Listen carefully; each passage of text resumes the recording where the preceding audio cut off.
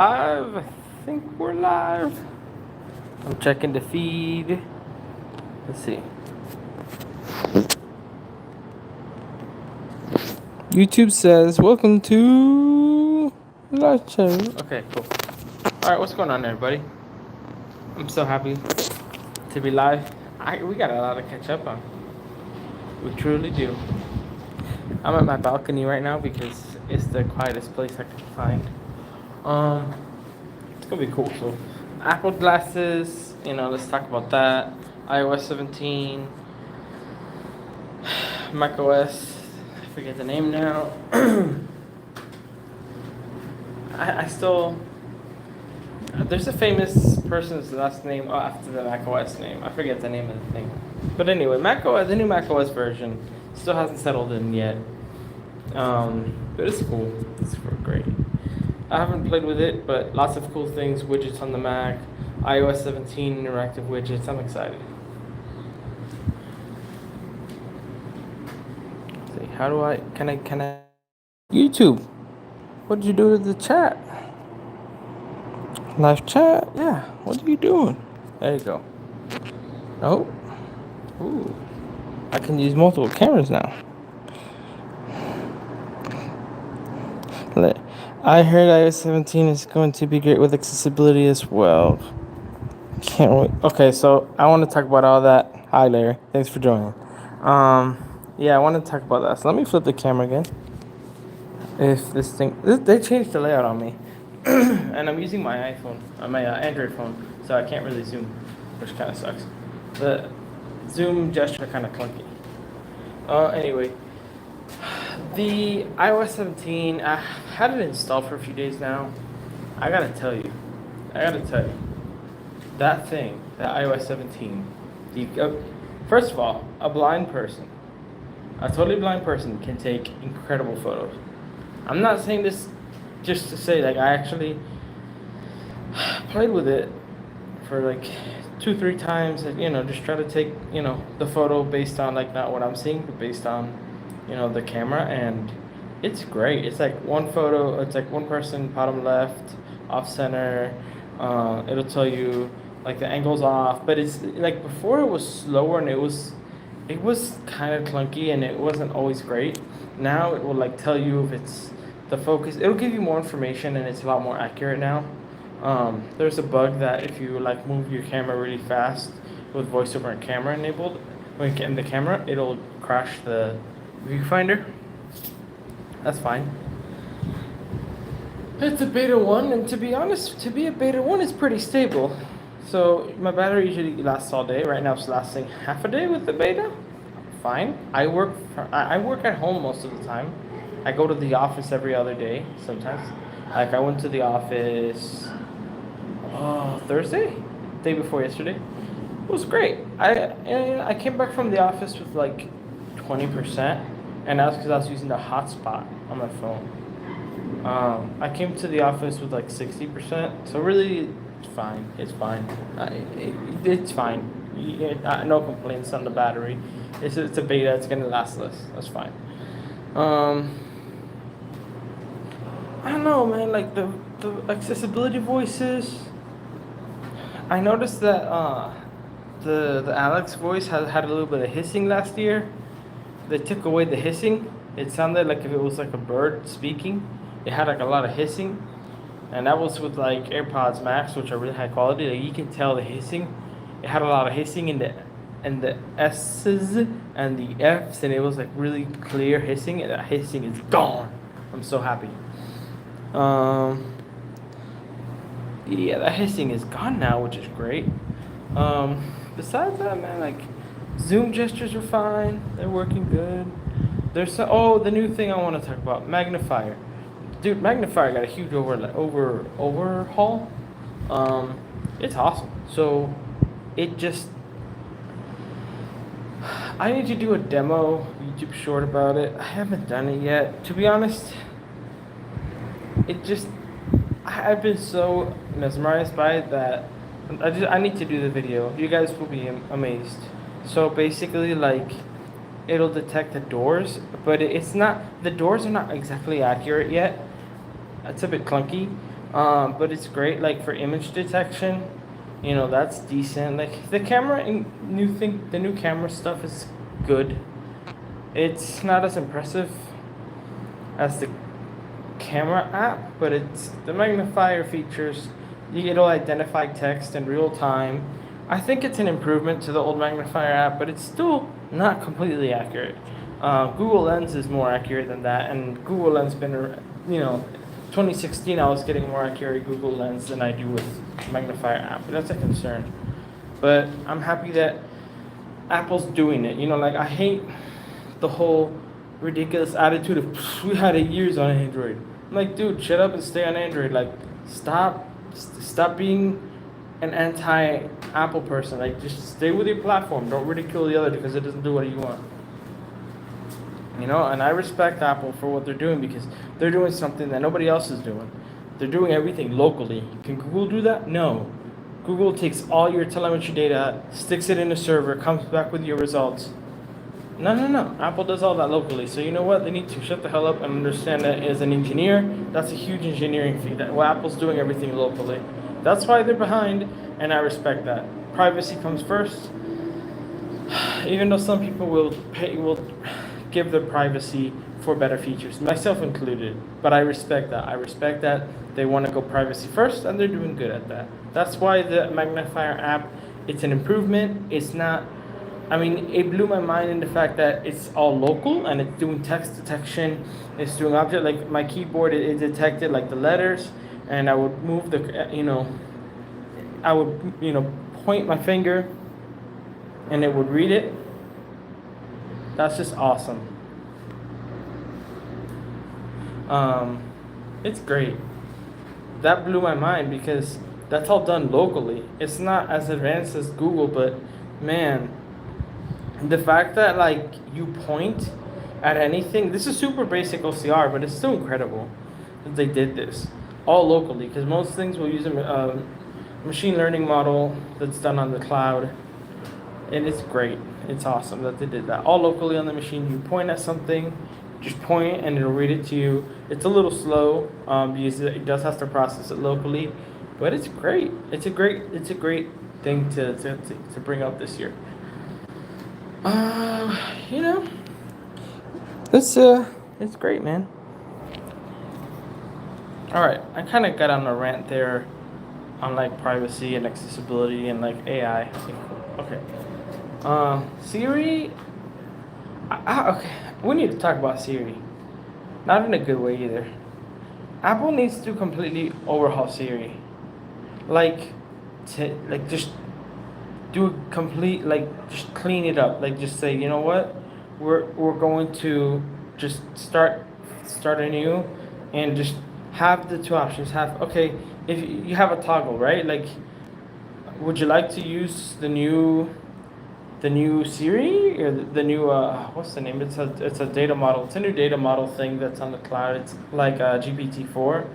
I forget the name that Apple used for this new data model stuff.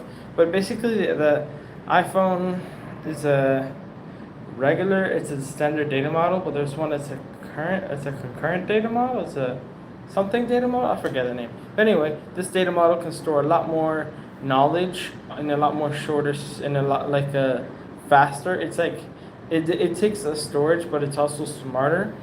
It cannot be on the local phone because it does take a lot of GPU power. It takes a lot of video power from your phone. May not be able to handle it now. 10 years in the future, yeah, sure. But Apple should have a toggle and just say, do you want to use dumb Siri and have your privacy, or do you want this thing where you have to talk to our servers and you have to send the recording into Apple servers to be analyzed so that we can spit back a TTS, text-to-speech response. So Apple, do that. I would switch that toggle. It'd be like, yeah, give up my privacy. Here's my recordings. Give me better Siri. Do we have? Yeah, we're good. All right. Okay, so Siri needs improvements.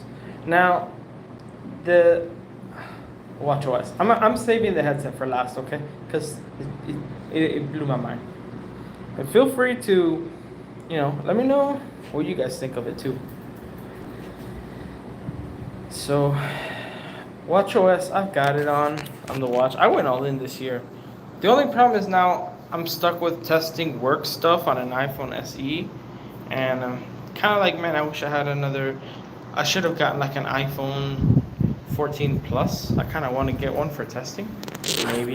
Maybe I might consider it because I really need a good test device. I have a tiny little SE. I don't know, whatever. Fine, I can still do my job though, so cool.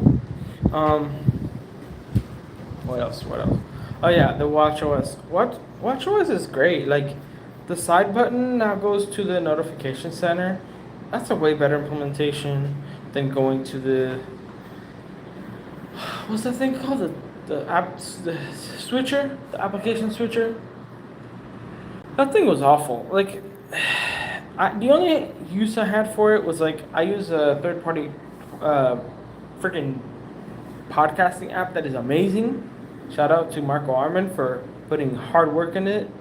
Freaking Overcast, I love it. Overcast is what Apple's podcast should be.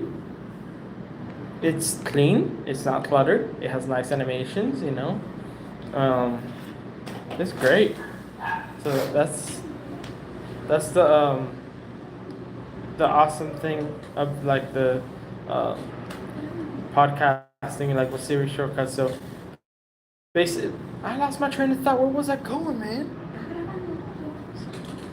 So I kind of lost my train of thought. Hold on, where were we? Because my grandma was like, "Hey, are you recording?" Jeez, I lost my train of thought. Where was I? Oh, see how weird I was about to talk about Siri shortcuts. Man, okay, fine, whatever. My brain just completely jumped somewhere else. So basically, in the watch, the only reason I would use that button is to switch to the wonderful Overcast watch app. Seriously, what an awesome app! I would have my fitness app, or whether like sometimes I'll have the GPS, whatever. I'll have the 2-3 different apps, and I'll use it to bring up Overcast. That's what I used it for. Honestly, I should have probably put it on the quick actions because I have the Ultra.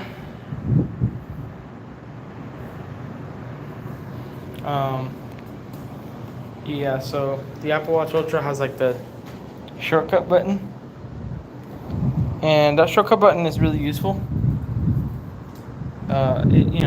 I could just set Overcast to that. I wish there was like a double click shortcut thing. I would set Overcast to double click and like my fitness thing to single click, because I use Overcast a lot, as you can tell. So anyway, yeah, now I have the notification, and then since most of the time, Overcast is like the last used app, I'll just double click the crown and just get back to that. That's basically, I only use the Apple Watch for time notifications and Overcast. Yeah, pretty much. And then if I'm in the pool, I have cellular, so I'll watch YouTube from the watch. Sometimes. Because I can. I don't know. It's fun. This old YouTube app for the watch is really cool. I'm trying to see if there's any, I'm going to say, live chat. Okay, cool. We got 2 people watching. What's up, everybody? Thanks for joining while I'm ranting about tech. Yeah, it's exciting. All right, now we gotta get to the exciting stuff, okay? Now we gotta get to the headset. Guys, the headset. It's not if, it's not maybe, no. It's when I'm getting it. I'm 100% getting it. I am going to have I'm gonna have my money ready for all the accessories for the headset. I want to get the headset. I want to get all the custom straps, and I want to basically write apps for that. That's going to be my new thing. I want to have my accessibility app that is going to help me a ton. I'm looking out because the weather. So yeah, the accessibility app is going to help me a ton. I'm going to write this app. I cannot give information because somebody could steal it. So you know what I mean? Until that app is published to the store, it has some kind of copyright or some kind of, intelligent thing so that nobody takes my idea. Great.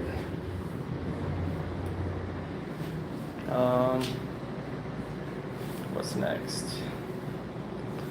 Yeah, so the cameras. There is 12 cameras. This means that for accessibility is incredible. Like you can do so many things. I'm trying to not give so much information.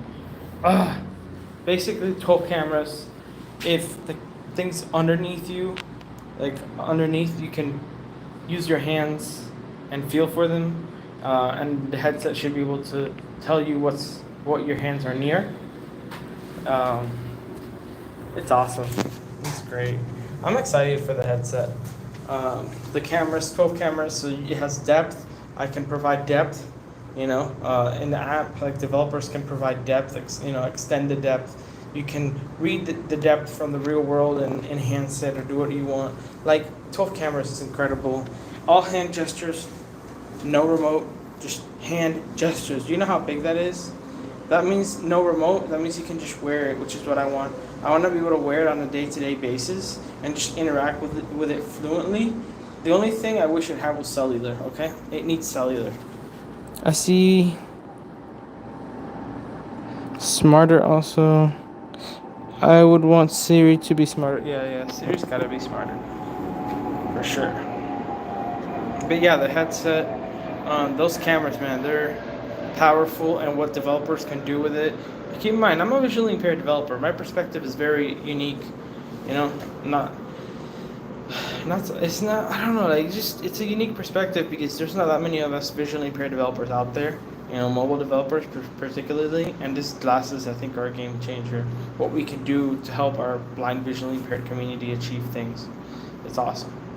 I think that there's just so many ideas, so many new apps, this is going to be like the 2009 App Store boom. We're going to have this new App Store boom for the headset, so we got to get all these apps that people are going to start coming up with. Everybody's going to be like instantly getting a nice paycheck from this, because the apps are just, everything's going to be new platform, all the users are going to download every app they can just to use it, so it's exciting. Anyway, I hope you guys enjoyed this live stream. I enjoyed it. Stay tuned. I need to make YouTube shorts for the stuff that Apple announced on Monday. I've been focused more on the developer side and like my job, so I need to make some YouTube shorts on like the camera changes, the magnifier, interactive widgets. I need to make one in order to show you. Haven't had the time for that, but there's a lot of exciting things, and also app development just became easier in weird ways, so you're going to see a lot of cool apps coming up. All right, I hope you guys enjoyed. Thanks for watching. And now we're gonna stop the stream.